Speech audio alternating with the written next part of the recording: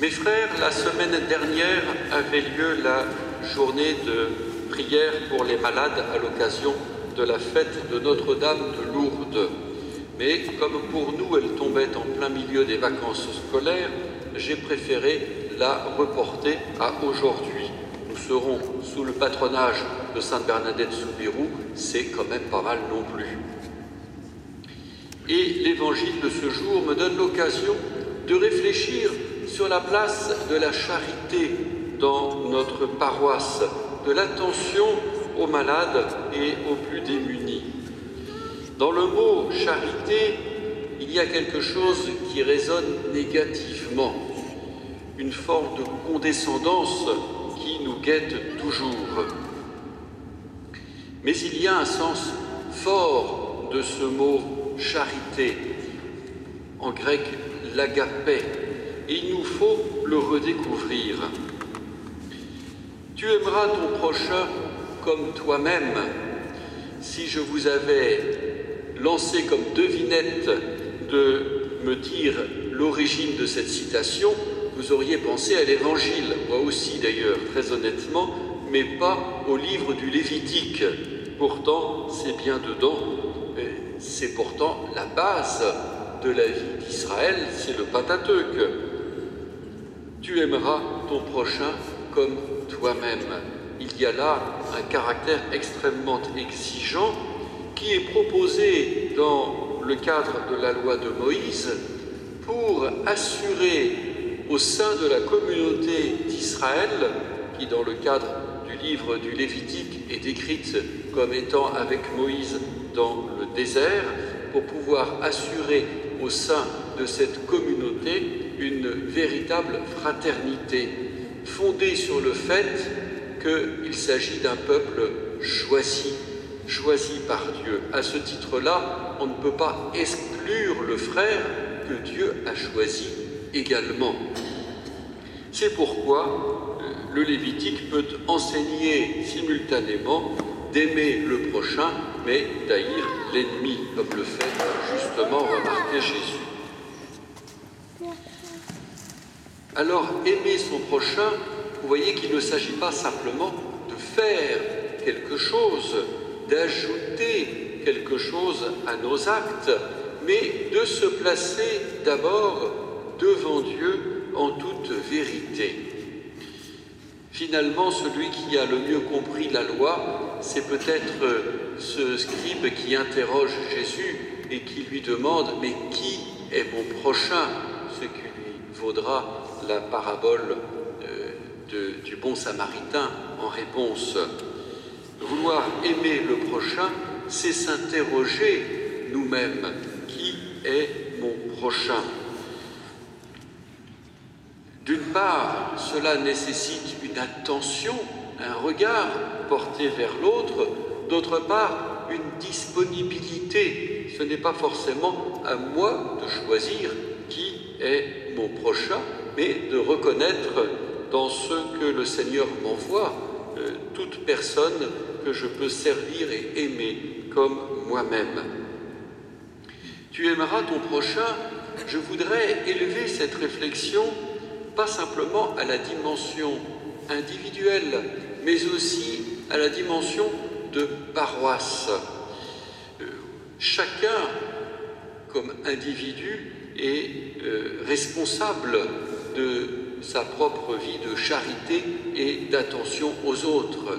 Certains ont plus de disponibilité, d'autres moins. Certains ont plus de talent aussi pour cela, d'autres moins.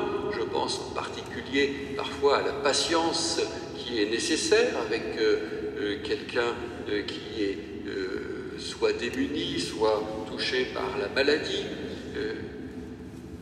Ne commençons pas à comptabiliser ou à comparer.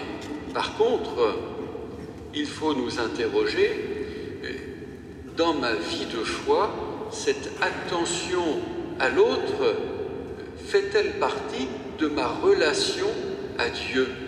Et c'est pourquoi nous pouvons nous interroger aussi au sens même de la paroisse.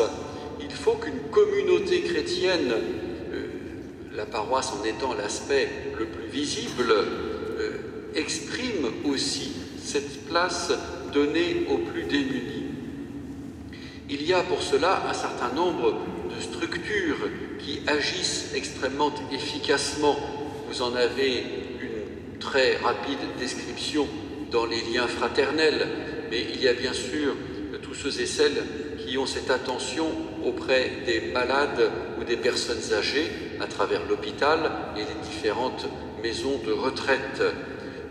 Il y a des chrétiens de la paroisse qui les visitent, qui portent la communion, qui animent des célébrations, qui préparent les messes que les prêtres peuvent venir y célébrer. Il y a là toute une vie de présence très structurée, organisée, mais qui devient un signe pour les autres, pas simplement une réponse à toute demande, mais véritablement un signe que les malades sont au cœur de la paroisse.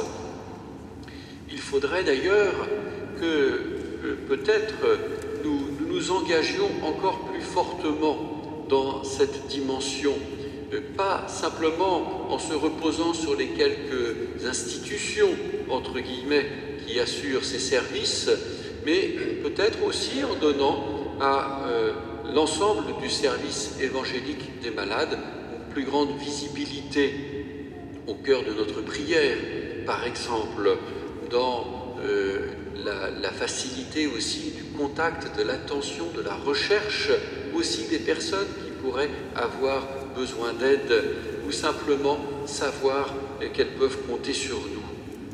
Il y a quelques années, j'ai fait une rencontre qui m'a frappé, allant visiter une personne malade qu'on m'avait signalée sur ma paroisse à l'époque, une personne qui quasiment ne pouvait pas sortir de chez elle à cause de sa santé. Non pas qu'elle était âgée, mais elle était devenue très dépendante d'un certain nombre de machines.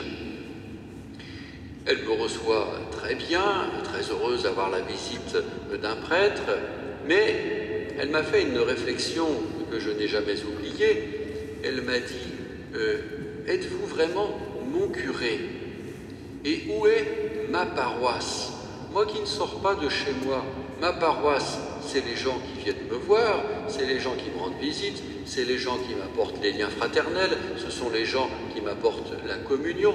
Mais vous savez, mon père, ils viennent de nombreuses paroisses diverses et variées. Moi-même, j'ai habité dans d'autres paroisses avant, et ces gens-là continuent à venir me voir. Alors vous savez, pour moi, la notion de paroisse, elle est très floue.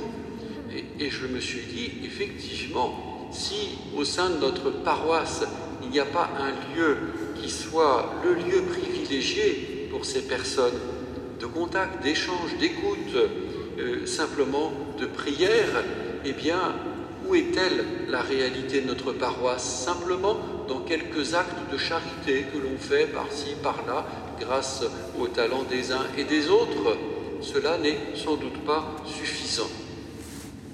En résumé, vous avez compris qu'il y a beaucoup à faire, non seulement pour aider toutes les structures existantes qui embauchent énormément de bénévoles, qui les forment souvent au passage.